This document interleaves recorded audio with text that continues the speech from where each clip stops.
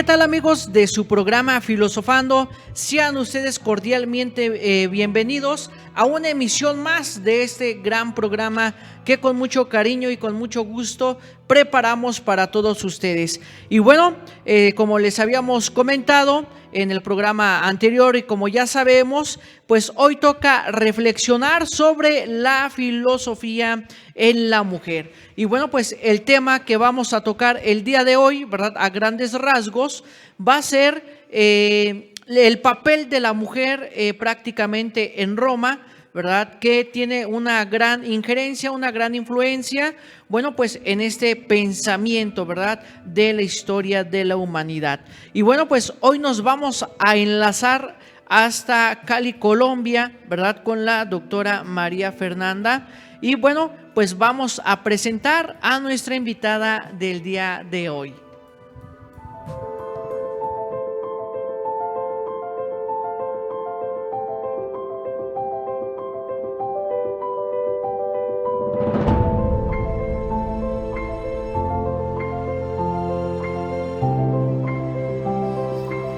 En el programa del día de hoy nos acompaña la maestra María Fernanda González Osorio.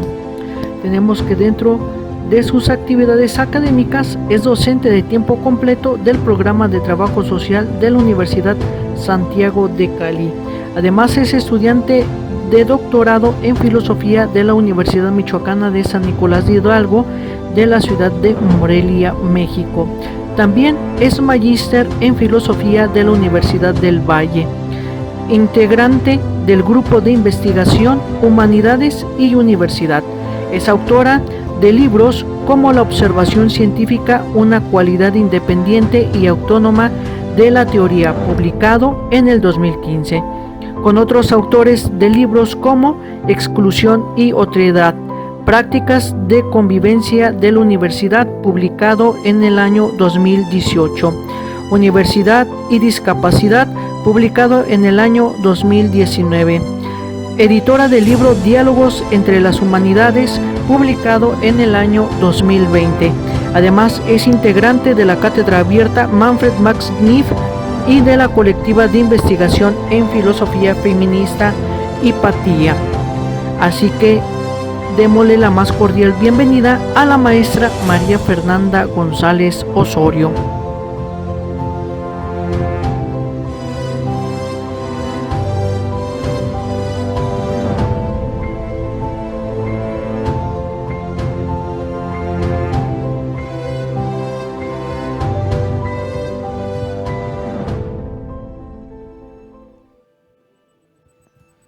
Doctora, muy buenas tardes, ¿verdad? Bienvenida a su programa de Filosofando. Muy buenas tardes para ustedes y muchas gracias por esta invitación. Pues muchísimas gracias, ¿verdad?, por aceptar este espacio, esta invitación, brindarnos un poquito de su tiempo para compartir, bueno, pues estos temas de reflexión de la cultura romana que sin duda, bueno, pues ha tenido una gran injerencia en este sentido de la reflexión hacia la mujer. Como ya bien sabemos, conocemos muy poquito, ¿verdad?, de la producción filosófica de las mujeres, y un poquito más de este mundo antiguo, ¿no?, donde se desarrolla y donde tiene gran participación la mujer dentro de estos mundos, ¿verdad?, de estos mundos antiguos, tanto de Grecia como de Roma, y que bueno, consideramos importante rescatar todas estas reflexiones de alguna manera para dar a conocer pues estos grandes planteamientos que las mujeres han dado a lo largo de la historia del pensamiento. Así es. Y la idea es que hablemos un poquito sobre todo de la antigua Roma y un poquito del momento en que empieza el cristianismo, porque el papel de la mujer en el cristianismo es, digamos, mucho más amplio, ¿no? Así es, y bueno, pues son temas de reflexión que también tienen que ver un poquito con el contexto, ¿verdad? En esta época, bueno, que está en el mundo romano con la religión judio-cristiana, que de alguna manera pues va mermando un poquito lo que viene siendo la figura de la mujer, ¿no? En uno de los programas que estamos dedicando precisamente a esto, veíamos cómo en la cultura griega, pues de alguna manera la mujer tenía un poco más de libertad en cuestión de reflexión, y bueno, pues en la cultura romana, ese avance que a lo mejor se veía en la cultura griega de tener una libre producción de reflexión, con la religión judio-cristiana, bueno, pues creo que el papel de la mujer pues se va disminuyendo, ¿no? Poco a poco, y sobresale pues un poco más la producción, vamos, del varón en cuestiones del pensamiento filosófico. Así es. Pues digamos que en Roma hay dos elementos culturales que son muy importantes para contextualizar esta postura de las mujeres en esta época. Por un lado, toda la herencia greco-alejandrina y también, pues por supuesto, el cristianismo. Los romanos integraron muchas religiones, culturas, formas de vida, inclusive formas de vida muy ajenas, ¿no? Porque de todas formas Oriente, bueno, parte del norte de África, etcétera.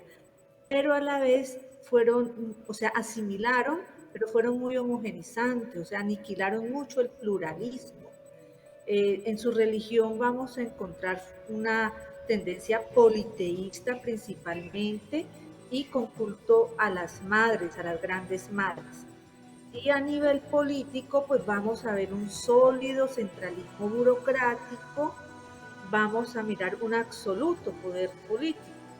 Y digamos que en este contexto es que vamos a tener en cuenta para mirar un poco el ejercicio de lo femenino en Roma. En el cristianismo, pues que inicia aproximadamente en el segundo siglo después de Cristo, ya hay todo un contexto de persecución al paganismo, hay una relación muy estrecha entre el Estado y la religión, y hay un monoteísmo que está, digamos, articulado al ejercicio de la dictadura o del imperio, pues, romano. Ya mirando, entrándonos y precisando la mujer en el mundo romano, pues ocupó un lugar destacado indiscutiblemente en comparación con otras sociedades antiguas, por ejemplo, la griega. Matronas, prostitutas, sacerdotisas, emperatrices, fueron, digamos, figuras destacadas, pero aún fueron consideradas inferiores según las leyes de la época, y siempre su permanencia fue asumida como una menor, es decir, jurídicamente igual a la de un niño o a la de los niños. Su autoridad dependía del padre y si contraía matrimonio de la de su esposo, aunque esto tuvo algunas variaciones porque parece que en algunos momentos seguían dependiendo del padre aunque estuvieran casadas. Sin embargo, esta era, o este inicio de era empezó a emanciparse con algunos logros, ¿no? Superando un rol tradicional que le había sido impuesto. Y digamos que la mujer romana encarna principios positivos, de alguna manera, como la fertilidad, la prosperidad, la creación, inclusive algún elemento, digamos, de su destino, de su autonomía en cuanto a aspectos comerciales y económicos. Pues es tradicional, digamos, que su papel administrativo y económico y educativo, perdón, al interior pues de la familia y sobre todo en el lugar privado. Las mujeres que nacían libres eran ciudadanas, ¿no? Y seguían siendo ciudadanas, pero no podían votar. Exactamente. Bueno, doctora, pues vamos a nuestra primera pausa, ¿verdad?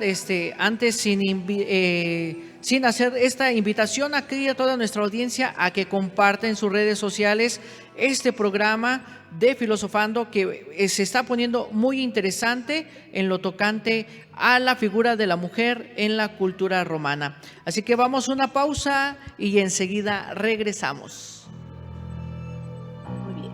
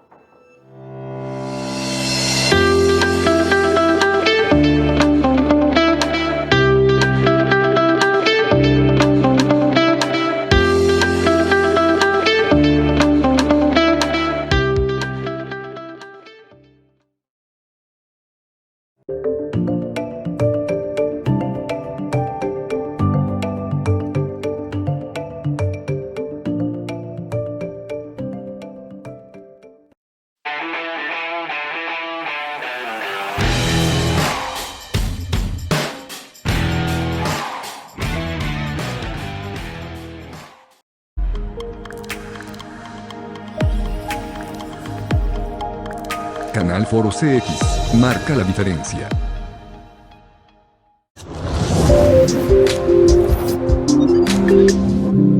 Otra vez en vivo, hola, ¿cómo están todos en casita? Y estamos en un programa. Un saludcita ya para... salud.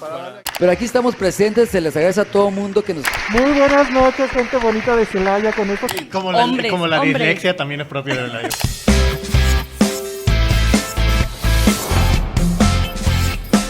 Canal Foro CX. Marca la diferencia.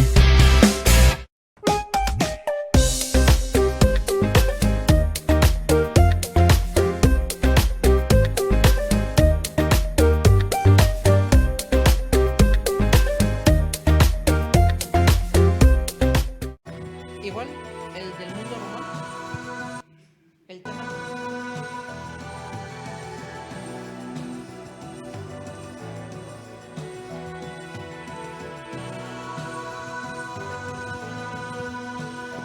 Y bueno, amigos, ya estamos de regreso en este su programa Filosofando y vamos a tocar este temita, ¿verdad? Que tenemos preparado para ustedes, ¿verdad? En lo tocante, bueno, pues aquí en esa reflexión de la mujer en el mundo romano, que de alguna manera pues tiene una gran injerencia. Ya nos contextualizaba aquí la doctora María Fernanda de todo este ámbito político y social que de alguna manera se situaba en la mujer, donde podríamos decir aquí con todo temor a equivocarme, doctora, igual usted me puede corregir, que prácticamente la mujer no tenía o más bien tenía nula libertad en cuestión de sus propias, inclusive de sus propias participaciones, y esto por ende pues nula participación en el ámbito de producción reflexiva. Efectivamente, o sea, la mujer no podía ocupar cargos públicos, tenía pues un limitado papel público, aunque tuvo educación, pues las mujeres de élite tenían profesores particulares, ¿no? Pero algunas iban a la escuela y de alguna manera, o sea, había como este aspecto de la formación de la mujer. Hubo, por ejemplo, cosas muy curiosas, ¿no? Que se llegó un momento en que tenía más influencia legal el padre, y aunque estuviera casada, podía el padre seguir respondiendo legalmente por ella, y eso las hacía un poquito más independientes, ¿no? También pues les daba cierta independencia financiera y por supuesto que laboral, ¿no? O sea, realizaron muchos oficios en la medicina, en las actividades comerciales, ¿sí? En las actividades educativas, como, pues, por supuesto.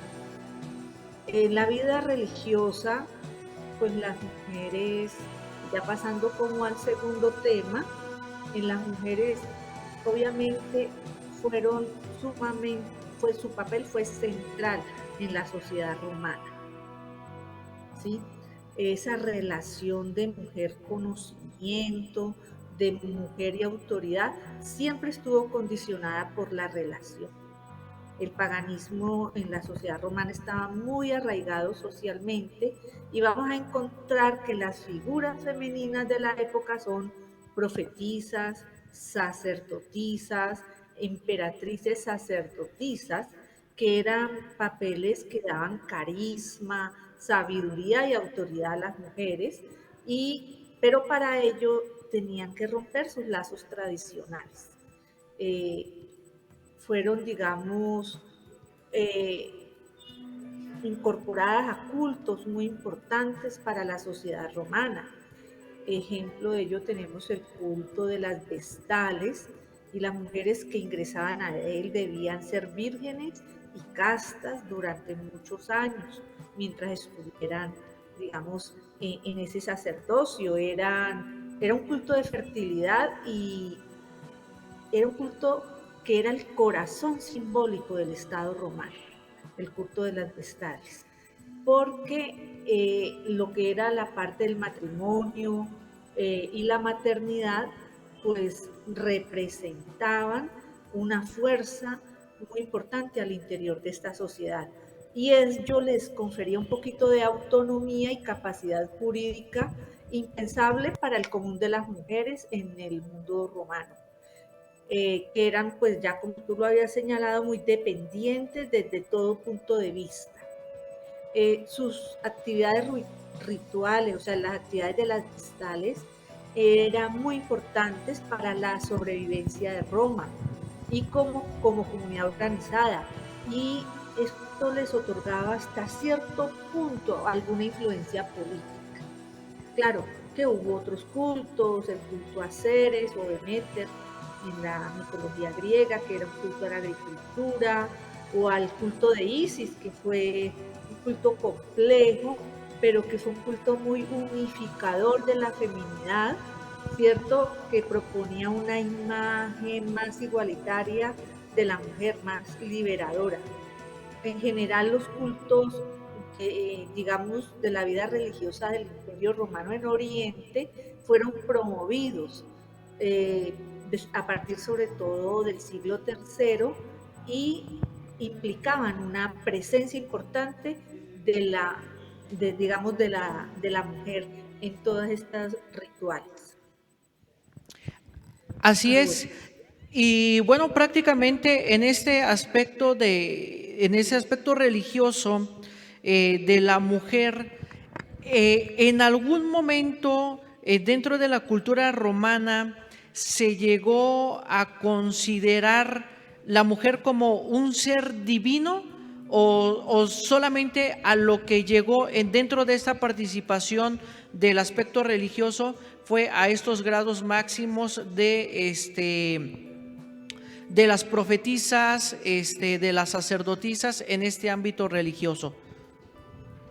Sí hubo un grupo, ¿no?, muy interesante, que fueron las llamadas emperatrices sacerdotisas, ¿sí? Porque hubo la tendencia a divinizar al emperador, sobre todo a partir de Augusto, de la figura de Augusto, y esta divinización se extendió a su madre y a su esposa, o sea, que eran divinizadas después de la muerte. Esta figura de emperatrices y sacerdotisas aportaron una alta calidad a las imágenes, a las transmisiones de las ideas en esta sociedad y a los modelos de feminidad, cierto que eran encarnados por las diosas y sus asimilaciones terrenales. Estas emperatrices sacerdotisas se proponían un ejemplo, ¿no? O implicaban un ejemplo de actitudes y conducta. Allí, por ejemplo, podemos mencionar a Faustina, esposa de Antonio Pío, a Julia Doma, esposa de Séptimo Severo.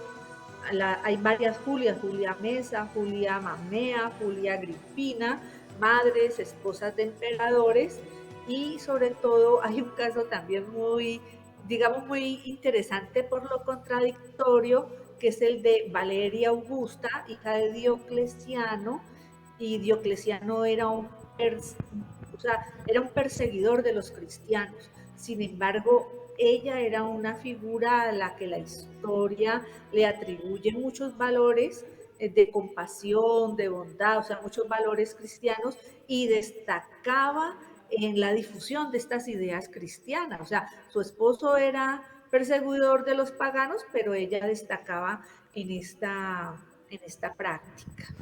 Ok. En general, sí.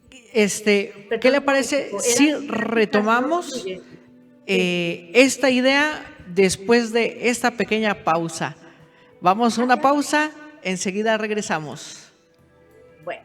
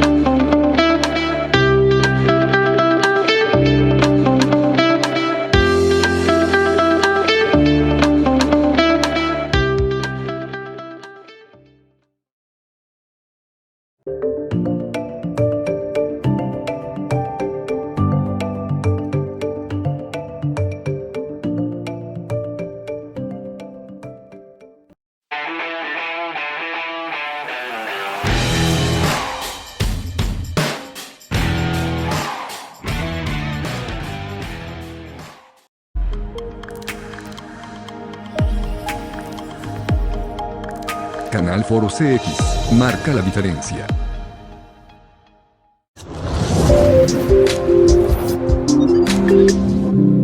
Otra vez en vivo, hola, ¿cómo están todos en casita? Y estamos en un programa. Vamos, saludcita ya para... Salud.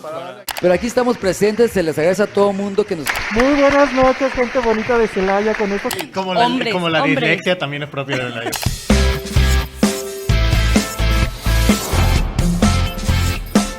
Canal Foro CX. Marca la diferencia.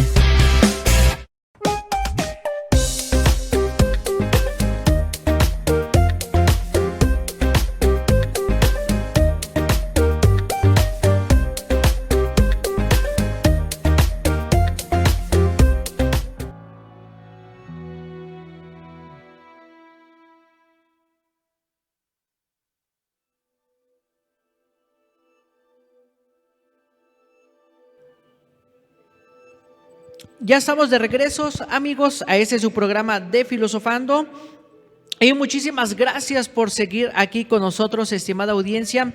Y bueno, doctora, para cerrar con este temita allí que nos quedamos pendiente y pasar a nuestro tercer temita de la filosofía en Roma y las mujeres filósofas. Bueno, pues estábamos en este ámbito, ¿verdad? De este grupo que nos estaba contando precisamente de las sacerdotisas que había pues en esta cultura romana. Como les decía, eran, digamos, cultos promovidos por emperatrices sacerdotisas, y tienen una característica muy interesante, y es que no eran cultos excluyentes, o sea, eran cultos que integraban la sociedad. No eran cultos solo para mujeres, sino para hombres y mujeres. Y eso, pues digamos que es interesante, ¿no? Porque si bien se podía dar algunos cultos donde solo asistían mujeres, eran en menor medida. Ahora bien, hay pocas, digamos, fuentes sobre las mujeres más desfavorecidas, las esclavas, las mujeres libertas o las prostitutas, ¿no? Se sabe que hubo algunos cultos para ellas, pero digamos que son referencias que todavía hay que profundizar de la religión. Ok, muy bien, de verdad que pues algo bastante interesante. Y bueno, en lo tocante a la filosofía romana dentro de la producción de la mujer ya en este papel de la reflexión? ¿Qué es lo que se puede rescatar en esta cultura a pesar de las limitaciones que tiene la mujer precisamente en este ámbito cultural? Bueno, yo creo que primero hay que señalar digamos que la filosofía en Roma es sobre todo deudora de la filosofía griega. Hay 4 escuelas filosóficas del pensamiento griego que se difundieron en el mundo latino: el platonismo, el aristotelismo, el epicureísmo y el estoicismo. ¿Sí? Muchos autores acusan a los romanos de no hacer filosofía, pero de todas formas hay, digamos, algunas referencias muy destacadas en términos masculinos, Cicerón, Séneca, pero en términos femeninos hay pocas o ninguna referencia. Más bien su participación en la filosofía de la época estaba limitada en la gestión política, de la política cultural y religiosa de Roma. Un ejemplo pues que representa esta gestión cultural es Plotina, que era la esposa de Trajano y era seguidora del epicureísmo. También pues como en muchos otros momentos de la historia, la mujer fue acusada y condenada a la muerte por las prácticas mágicas, ¿no? Hay algunos casos muy emblemáticos, como el de Servilia, acusada por Nerón.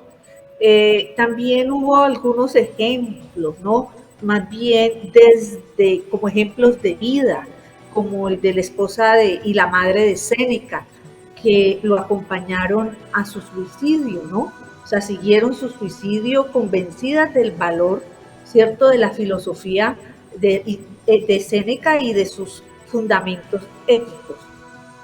Hubo un grupo, ¿no?, que practicó, le llamaban las mujeres del desierto y las madres del desierto, que eran mujeres que rompían por alguna razón, que tenían problemas para el matrimonio o que habían tenido algún problema pecaminoso o considerado pecaminoso en la época y se retiraban a vivir su espiritualidad y su religiosidad a zonas muy apartadas.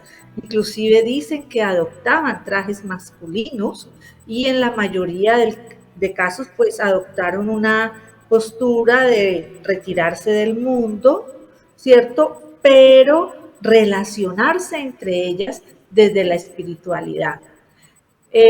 Hay otro caso muy, digamos, muy sincrético, que es el de Macrina, porque después fue considerada santa. Macrina es una mujer de Capadocia, Palestina, y se dice que pues ella era seguidora del platonismo y con su madre, o sea, una relación entre mujeres, crean un convento para las mujeres donde enseñaban no solamente los valores espirituales del cristianismo, sino que enseñaban el pensamiento de Platón.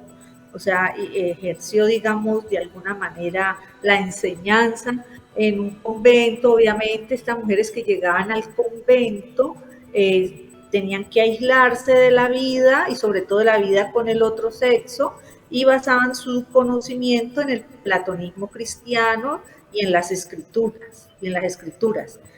Pero digamos que hay un elemento muy interesante que después lo va a retomar el cristianismo, y es el papel de la virginidad, ¿no? O sea, las vírgenes eran vistas como el único ser humano que ha permanecido tal como originalmente fue creado el ser humano, ¿sí? Y entonces digamos, este grupo, este convento que crea Macrina, pues implica la práctica de la virginidad y de la castidad, pero se resalta también pues su enseñanza de la filosofía platónica. Hay otro grupo, ¿no?, que podríamos decir que no está exactamente en la filosofía, pero sí muy cerca, porque acuérdense que estamos en una época donde la filosofía y el conocimiento de la época en medicina, en matemáticas pues no estaban separados de una manera pues muy fuerte o muy, digamos, muy lejano, ¿no? O sea, que es la medicina, o sea, las mujeres practicaron la herbolaria, practicaron la partería, y como estuvo la figura de Galeno, que le dio hasta cierto punto una sistematicidad a la medicina, es decir, empezó a construir lo que hoy sería un valor científico de la medicina. Las mujeres también acompasaron esta práctica con mucha sistematicidad. Allí se destacan algunas figuras, ¿no? Como Laite, Olimpia de Tebas, Elefantide.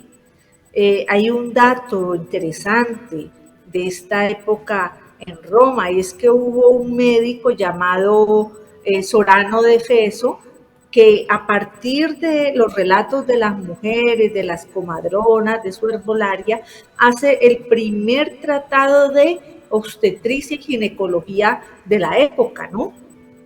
Entonces, pues sí, bueno, lo publica él, pero de todas formas las mujeres de allí participan en entregar ese conocimiento en ese tratado, ¿no? Eso pues me parece como importante. Y de verdad, pues muy relevante, ¿verdad? En este aspecto del desarrollo ya de la medicina, como bien lo tocaba, ¿no? Aparte del desarrollo de la producción filosófica, todo lo que hizo la mujer, pues en este ámbito, ¿verdad? A partir, de dejarse, ¿verdad?, a un lado en esa figura del convento y a lo mejor dedicarse al estudio, bueno, pues fue generando prácticamente estos grandes avances o estos grandes antecedentes de la medicina moderna, por decirlo de alguna manera. Y bueno, pues vamos a nuestra última pausa. Enseguida regresamos, vamos a una pausa muy breve. No le cambie, quédese con nosotros, que nos falta un temita por abordar. Muy bien, muchas gracias.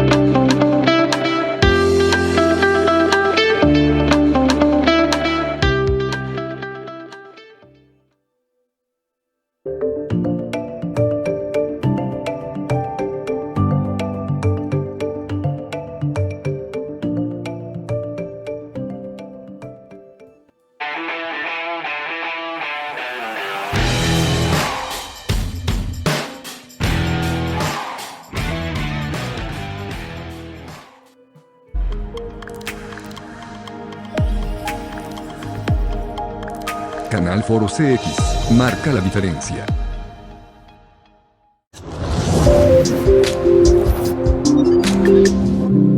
Otra vez en vivo. Hola, ¿cómo están todos en casita? Y estamos en un programa. Saludcita ya para... Salud. Pero aquí estamos presentes, se les agradece a todo mundo que nos... Muy buenas noches, gente bonita de Celaya, con estos... Como la Hombres. dislexia también es propia de la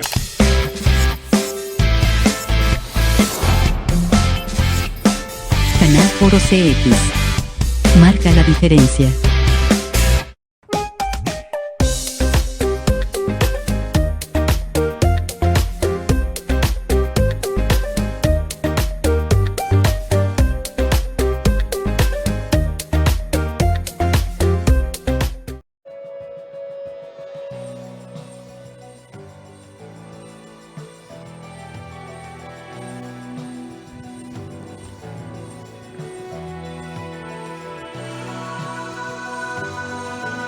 Y ya estamos de regreso, queridos amigos, en su programa de Filosofando, en el último bloque, ¿verdad?, que tenemos ya para abordar un poquito e ir cerrando toda esta temática. Bueno, pues en este tema que tenemos sobre este grupo que ya de alguna manera nos había señalado, con las emperatrices y las sacerdotisas, que son una figura clave dentro de esta producción del pensamiento en esta cultura, ¿no? Sí, yo pienso que estas dos figuras conjugan lo que fue el papel de la mujer en la sociedad romana, porque si bien podemos concluir, ¿no?, que la mujer tuvo voz, pero tampoco tuvo voz pública, aunque tuvo su influencia religiosa en el desarrollo de la integración social, en un desarrollo, como ya lo vimos, muy incluyente, y de alguna manera trascendía esta influencia un poco a los muros del ámbito privado, ¿no? Y las emperatrices pues fueron ejemplarizantes, fueron modelos, ¿cierto?, de actitudes, de conductas, de comportamientos sociales, eran mujeres de élite, como ya lo habíamos señalado, madres, esposas o hijas de emperadores, pero como, digamos, representantes de estos aspectos, digamos, del gobierno romano, conjugaban alguna influencia política, obviamente desde esta esfera, desde la esfera religiosa, desde la esfera de la espiritualidad y por lo tanto desde la esfera privada, ¿sí?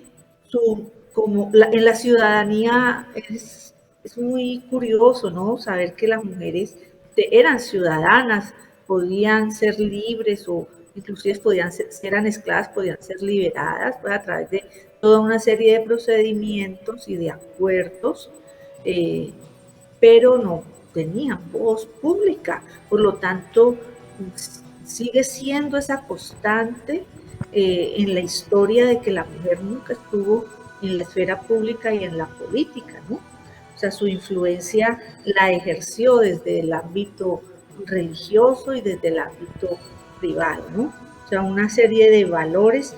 Hay un asunto allí interesante en esta conjunción de emperatrices y sacerdotisas, y es que eran grupos que condenaban la violencia de la mujer, ¿sí? Hacían, digamos, llamados a la violencia de la mujer, y hay registros de, digamos, de denuncias de la violencia contra la mujer, sobre todo cuando las figuras que ejercían la violencia eran muy destacadas, ¿no? Entonces podemos ver, pues, pocos logros, pero de todas formas muy interesantes. En general, es una época donde la investigación de lo femenino es muy reciente, ¿no? Así y que es. hay pues mucha fuente masculina, pero sobre lo femenino es muy poco. Exactamente, es un campo muy poco explorado, este ámbito del feminismo, pues no, a lo largo de la historia de la filosofía, ¿verdad? Cuando vemos filosofía, pues vemos toda la producción de los varones, pero prácticamente un espacio dedicado a este estudio de la filosofía de la mujer, pues es muy poco, ¿verdad? Lo que se tiene en este campo de investigación, ¿no? Y creo yo que hace falta como que pues darle ese impulso, ese auge a toda esta producción que todas las mujeres filósofas nos han dejado a lo largo de la historia. Y para terminar, doctora, en este preámbulo, ¿qué le recomienda a usted, qué le recomienda a las mujeres, ¿verdad?, hoy en día, precisamente para que se interese por conocer estas producciones filosóficas que se han tenido a lo largo de la historia? Pues yo pienso que ya la sola postura de centrar las ideas en la mujer, de indagar sobre su papel, su pensamiento, ¿cierto? De centrar la potencia femenina, de centrarse en la potencia femenina, ya permite a cada mujer ir descubriendo y despejando un pensamiento histórico. Es muy importante mirar digamos, estas genealogías femeninas, porque como mujeres somos deudoras de esa historia, ¿sí? Somos, digamos, herederas, pero también deudoras.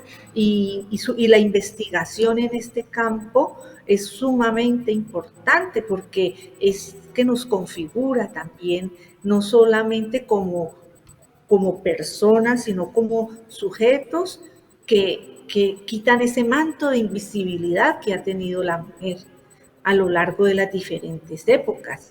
Y por ejemplo, estas madres del desierto, o sea, se han destacado en algunas épocas algunos grupos, o sea, mujeres que se agrupaban para vivir en comunidad, como estas madres del desierto en Roma, y posteriormente ya en la Edad Media vamos a encontrar las beduinas, las terreras, o sea, grupos de mujeres. Hay inclusive un grupo que recientemente han reportado los historiadores que se llamaba las anatorias en Oriente, que eran mujeres que trabajaban, que tenían cierta autonomía. O sea, hay que despejar ese manto histórico que tiene la vida de la mujer, ¿cierto? No solo en la historia, sino en el pensamiento filosófico, ¿sí?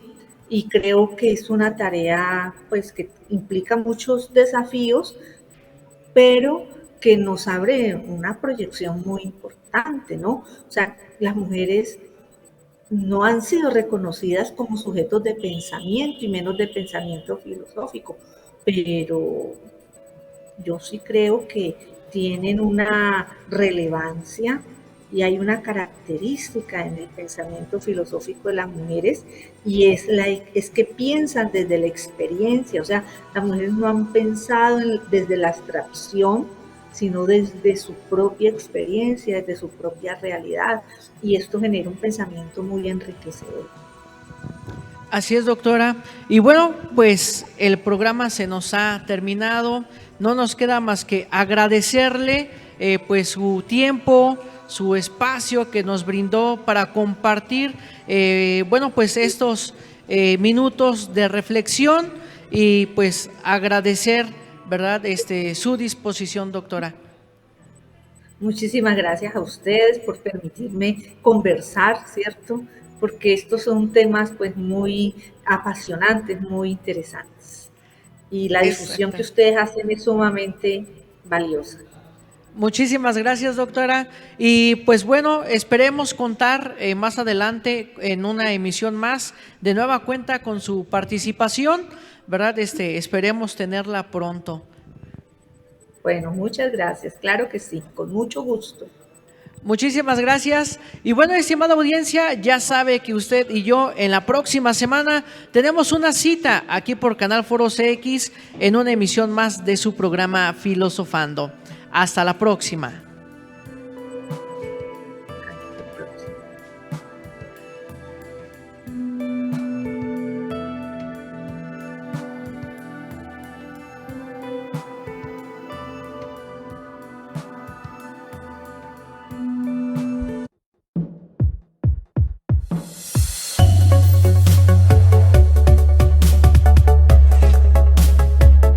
Canal Foro CX. Marca la diferencia.